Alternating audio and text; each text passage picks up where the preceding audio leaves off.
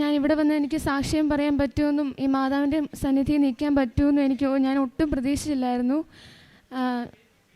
എൻ്റെ പേര് ആൻ ലിയ സിബി. ഞാൻ കാഞ്ഞിരപ്പള്ളിയിൽ നിന്ന് വരുന്നു. എനിക്കിവിടെ വന്നതിന് വലിയൊരു അനുഗ്രഹമാണ്. ഞാൻ +2 കഴിഞ്ഞുള്ള വിദ്യാർത്ഥിനിയാണ്. IELTS എല്ലാം കഴിഞ്ഞു. കോളേജിലെല്ലാം അഡ്മിഷനായി.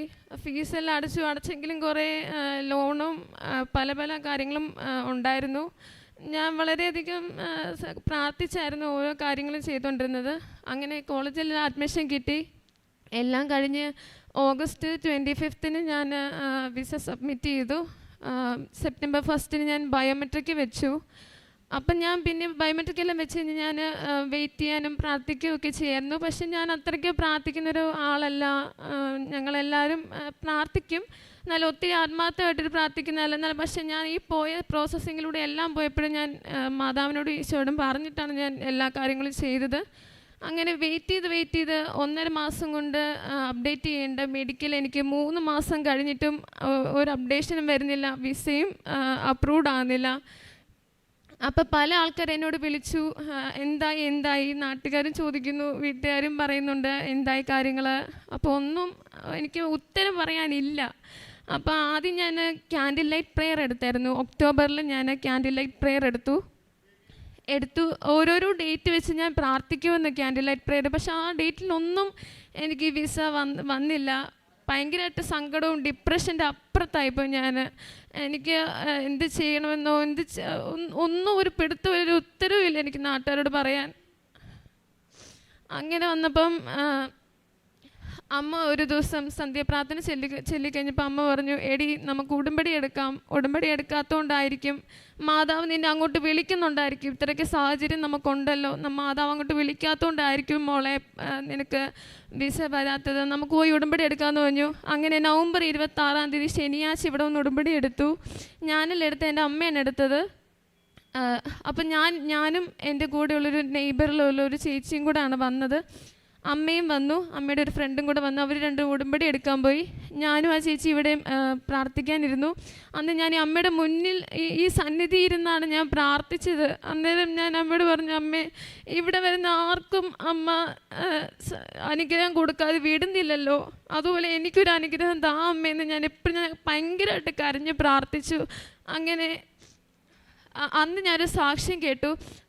ഇവിടെ ഒരു +2 കഴിഞ്ഞ അതേ വിദ്യാർത്ഥിനി 1.5 മാസമായിട്ട് മെഡിക്കൽ അപ്ഡേറ്റ് ആകാഞ്ഞിട്ട് പിന്നെ പ്രാർത്ഥിച്ച ഡേറ്റിൽ മെഡിക്കൽ അപ്ഡേറ്റ് ചെയ്തു. അപ്പം ഞാൻ പറഞ്ഞു, അമ്മേ മാതാവേ, എനിക്ക് പറഞ്ഞ ഡേറ്റിലൊന്നും എനിക്കൊന്നും ചെയ്ത് തന്നില്ല, അപ്ഡേറ്റും ആക്കി തന്നില്ല.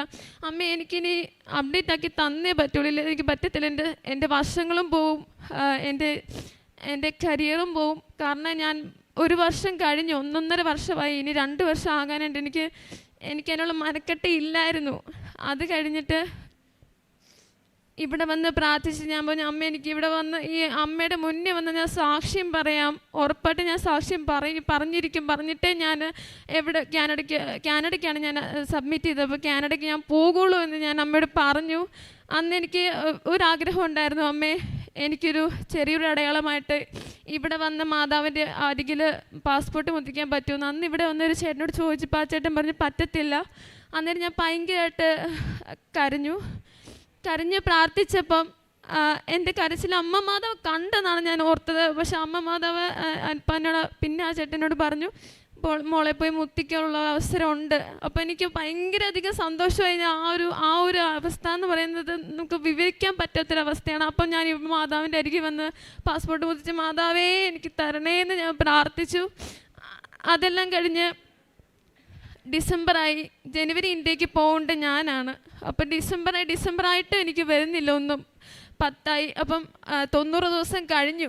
എനിക്ക് മനുഷ്യർ ചെയ്യേണ്ടതാണെങ്കിൽ 90 ദിവസം മുമ്പ് കിട്ടേണ്ട സംഭവമാണ് എനിക്ക് ഈ വിസ എന്ന് പറയുന്നത്.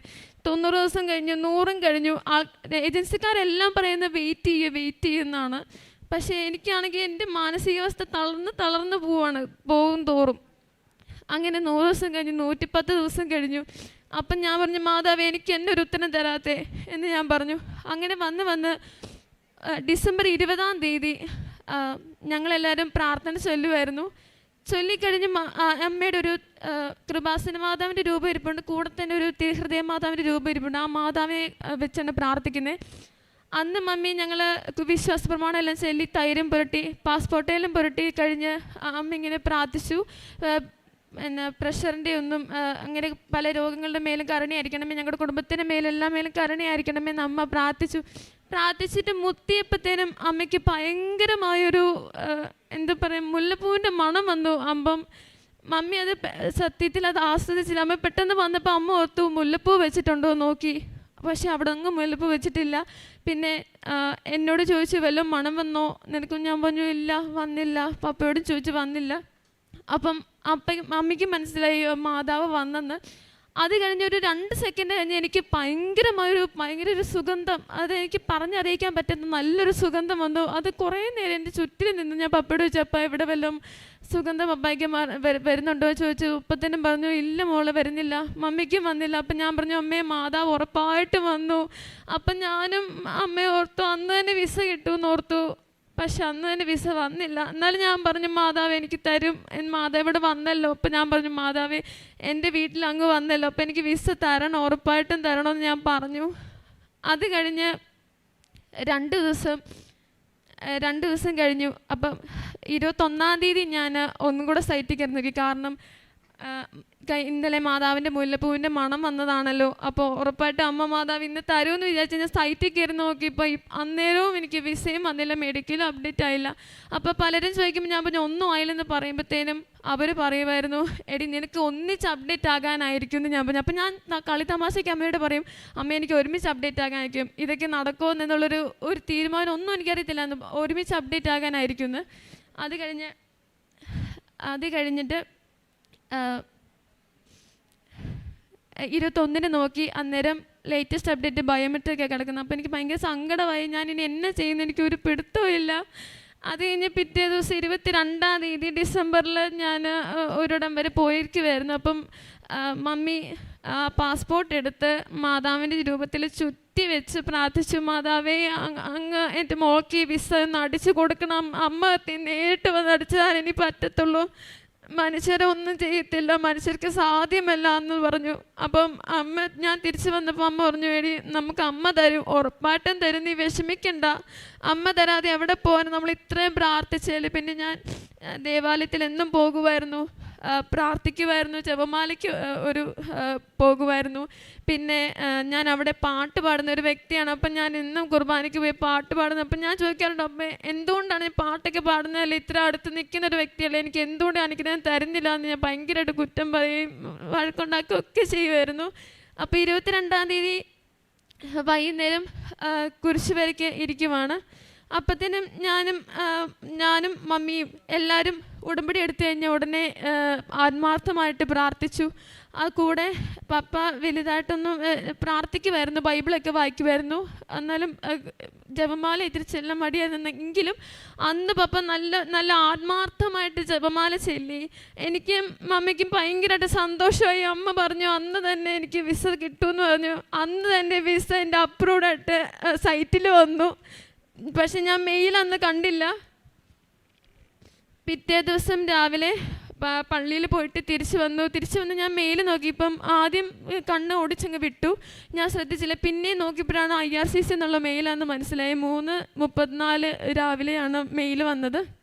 അപ്പം എനിക്ക് ഞാൻ സൈറ്റിൽ കയറി നോക്കുമ്പോൾ രണ്ടും ഒരുമിച്ച് അപ്ഡേറ്റ് ആയി. എനിക്ക് മാതാവ് തന്ന വലിയൊരു അനുഗ്രഹമാണെന്ന് എനിക്ക് 101% ഉറപ്പുണ്ട്. കാരണം ഇത് ജീവിതത്തിൽ ഒരാൾക്ക് പോലും നടന്നിട്ടില്ല. എൻ്റെ അമ്മയുടെ ഒരു ഫ്രണ്ടിനെ വിളിച്ച് പറഞ്ഞപ്പം ആ ചേച്ചി പറഞ്ഞു ഈ 90 days കഴിഞ്ഞവർക്കെല്ലാം റിജക്ഷനാ മോളെ വന്ന്, ഞാൻ എങ്ങനെ പറയുമെന്ന് അറിയത്തില്ലെന്ന്. എൻ്റെ മാതാവ് തന്നെ എനിക്ക് ഉറപ്പായിട്ടും 101% ഉറപ്പാണ്, അല്ലാതെ എനിക്കിത് കിട്ടത്തില്ല. ഇത് രണ്ടും ഒരുമിച്ച് അപ്ഡേറ്റ് ആയ ഒരു സംഗതി ഞാൻ കേട്ടിട്ടുമില്ല. ഞാൻ പിന്നെ ബൈബിളൊക്കെ മർക്കോസിൻ്റെ സുവിശേഷം ബൈബിള് ഞാൻ ബുക്കിൽ എഴുതിയായിരുന്നു, ഫുള്ള് ആ സുവിശേഷം മൊത്തം മർക്കോസിൻ്റെ. പിന്നെ ഞാൻ ബൈബിള് വായിക്കുമായിരുന്നു, ജപമാല. ഞാൻ എന്തൊക്കെ പ്രാർത്ഥന ചെയ്യുന്ന എനിക്ക് പോലും അറിയത്തില്ല. ഞാൻ ഉടമ്പടി എടുത്തു കഴിഞ്ഞ് ഞങ്ങൾ കുടുംബം മൊത്തം വിശദീകരിച്ചു. എൻ്റെ ചേട്ടൻ കാനഡയിലാണ്. കാനഡയിൽ അച്ചച്ച പോലും ഭയങ്കരമായിട്ട് ബൈബിള് വായിക്കുകയും പ്രാർത്ഥിക്കുകയും ഉപസാരിക്കുകയും എല്ലാം ചെയ്തു. എല്ലാവരും വിശദീകരിച്ചു.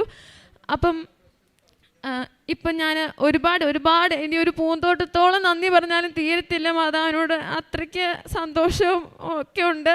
അപ്പം ഞാൻ ഈ ജനുവരി 1st വീക്ക് തന്നെ പോവാണ്. അപ്പോൾ എല്ലാവരും എനിക്ക് വേണ്ടി പ്രാർത്ഥിക്കണം. എല്ലാവരുടെയും പ്രാർത്ഥന എന്നോട് കൂടെ ഉണ്ടാകണം. മാതാവിനെ തിരുക്കുമാനും കോടാനും കൂടി നന്ദി പറയുന്നു.